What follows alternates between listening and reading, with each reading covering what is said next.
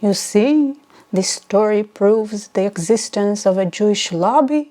You have two people infiltrating the Persian government and trying to save the Jews. How dare they? Megillat Esther, the scroll of Esther, is a very special scroll in the Bible that broke all the rules. It just broke them. It just, oops, shattered. But in a way that is still very Jewish. Yo, am I wearing a crown?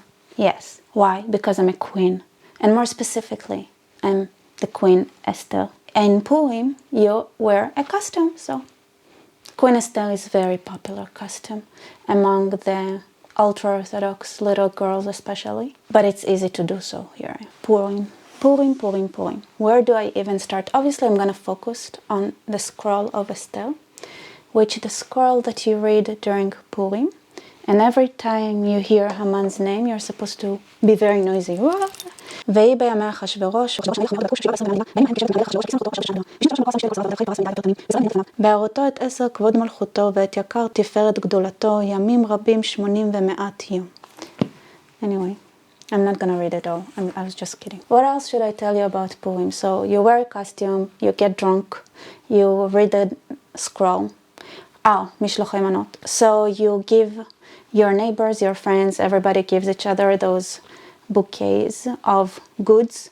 So I think originally it didn't have to be sweets, but now it's very popular to just give each other sweets. So a little bit about the scroll. So it looks like the names are kind of not real. They're just Persian words that describe some characteristic of every character. It seems like it was written like 300 years BC or so, somewhere between 400 and 200 BC, so I'm saying 300 BC. And the setting is a bit weird and interesting. It's a story of Jews not in Israel, in the diaspora, and they literally do everything different. A recap of the story of the scroll of Esther. There was a king named Ahasuerus, and he liked partying a lot, and he partied for 180 days and got drunk with his friends and soldiers, and then he was like, hey, check it out, I got a really, really good looking wife, wanna see her? And they were like, yeah. He sent someone to fetch his wife, and his wife was like, what? I'm not gonna go so that you'd show me to your friends when you're all guys like drunk.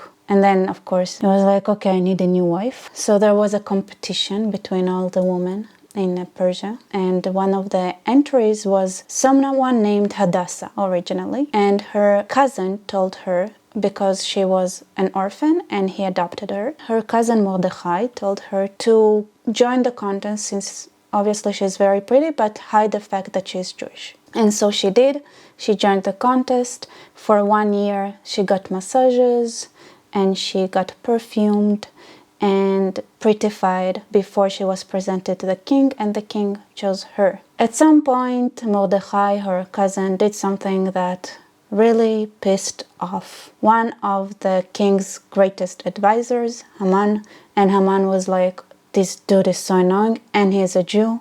So the right thing to do is, of course, exactly the way many people today think, is that if there is one annoying Jew, you have to get rid of all of them. Why is it such a common thought pattern? Oh my God. So yeah, of course, the logical thing was, okay, we need to get rid of the Jews. And he was very, very high up in the ranking. So he went to the king and said, hey, let's get rid of them. The king like, whatever, and just signed, because he was probably drunk from that 180 days of him like partying, and then he got a new wife, so who knows how the wedding looked like. The Ahasuerus doesn't seem like a very, he's a king. What kings have to do? They don't need a brain. So Mordechai screwed up with this advisor when he told him, you're not God, I'm not gonna bow to you, and that advisor got mad, and the Jews are now in mortal danger. Anyway, luckily Esther is a responsible person, and even though she got set up by her cousin, I guess she was elected regardless because she was pretty.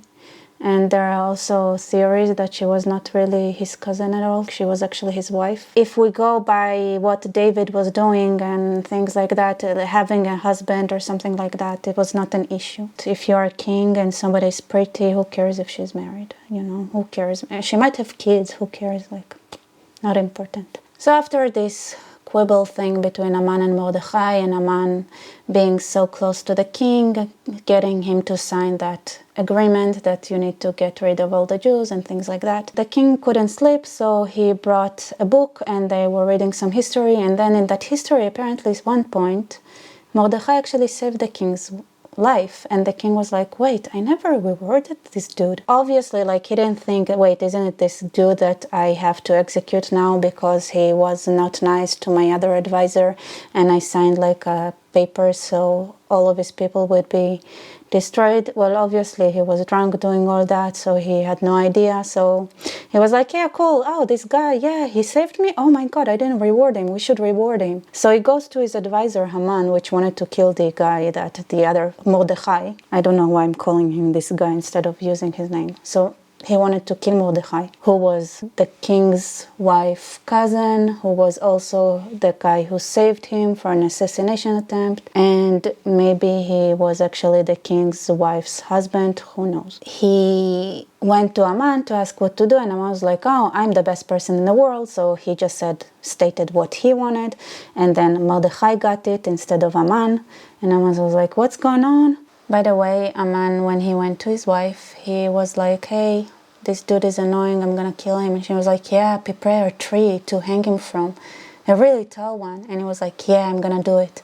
And then he got hanged from it. Esther did some things. She went to places she was not supposed to go. She risked her life to try to save her stupid cousin husband and her people. She didn't love the idea in the beginning, but with the book progressed, she was like more and more into risking her own life for her people for some reason, because I guess she evolved. So she went to the king in a setting that she was like, you know, invited herself basically, and he was like, I like you, come, I'll listen to you. And she had a meeting with him and Haman. At some point they had this conversation where she confessed that, listen, Haman he wants to kill me. And the king was like, Ahasuerus was like, how dare he? He was like, what do you mean he wants to kill you? Yeah, he wants to kill the Jewish people and I'm Jewish. And he was like, OMG. And also he got Haman trying to hit on his wife Esther at some point, and he really didn't like it. Haman really screwed up there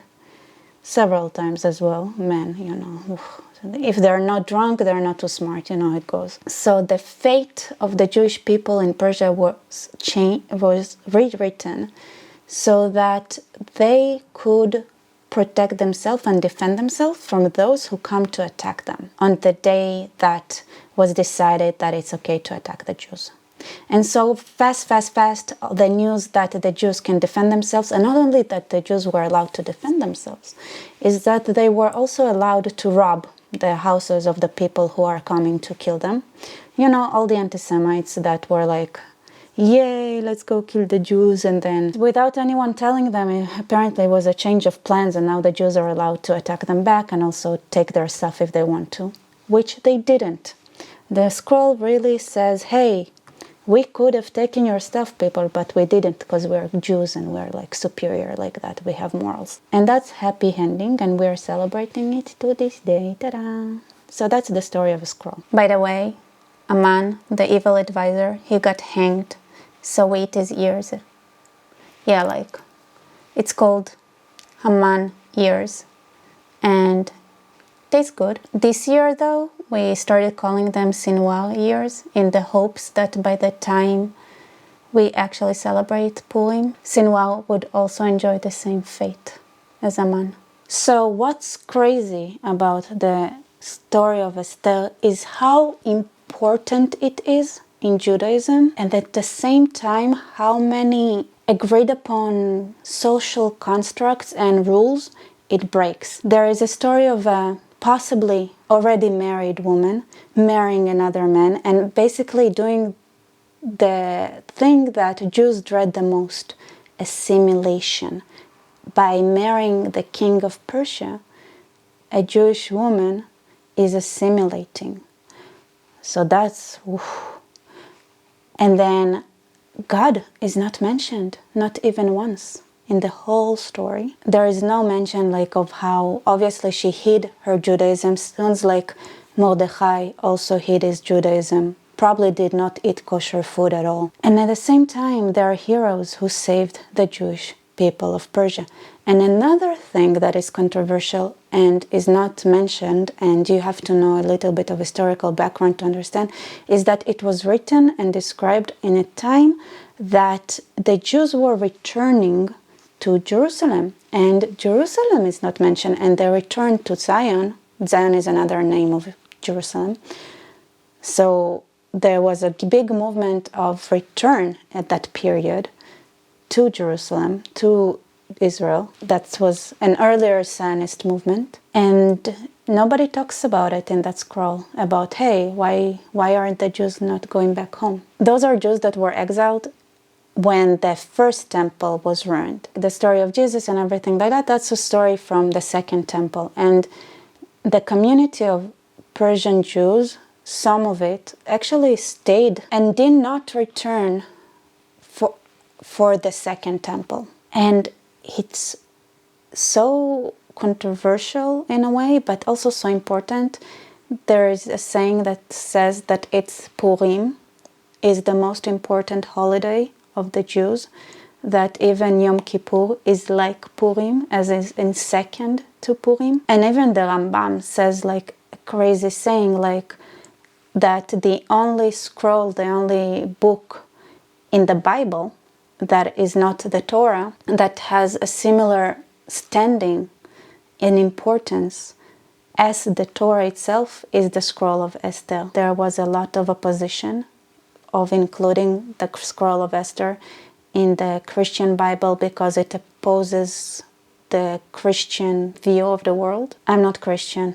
I wouldn't say that I understand what exactly bothered Christians in the scroll of Esther. But it was the same thing with the Jews, who some said that the story is too outrageous in a way because the main heroes, in the end of the day, even though they saved the Jews, they chose to assimilate. But on the other hand, it's a story that shows the resilience and the strength of the Jewish people even in the diaspora. It seems like there's some that believe that the story of Judith that is in the Christian Bible but not in the Jewish Bible, it didn't enter the Jewish Bible. The story of Judith is somewhat similar. From my understanding, there was some king that was drunk and then she tempted him, and then in the end there she killed him.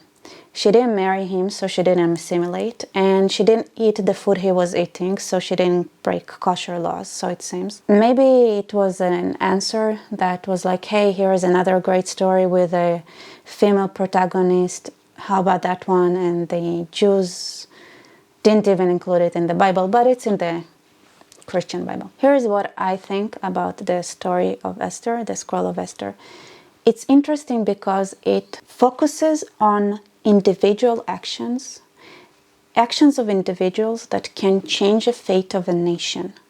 And it puts that emphasis of take action, do what you can, and it really takes the personal responsibility part to the extreme. And it removes God. It removes God and gives a complete responsibility for the heroes that are in the story. A fascinating concept. I love it. I think it makes sense. And it also expands the perception of heroism in Judaism. Having that space for those who fight for the Jewish people and do what's right for the nation, not necessarily keeping those laws. Not everything has to be done in a traditional way, because there is something beyond that, which is, first of all, obviously life, saving the lives of the Jewish people. It's a very interesting book, and it's a very, very highly regarded holiday in Judaism. So have a happy Purim, get drunk, celebrate, like, comment, subscribe, let me know what you think, and see ya.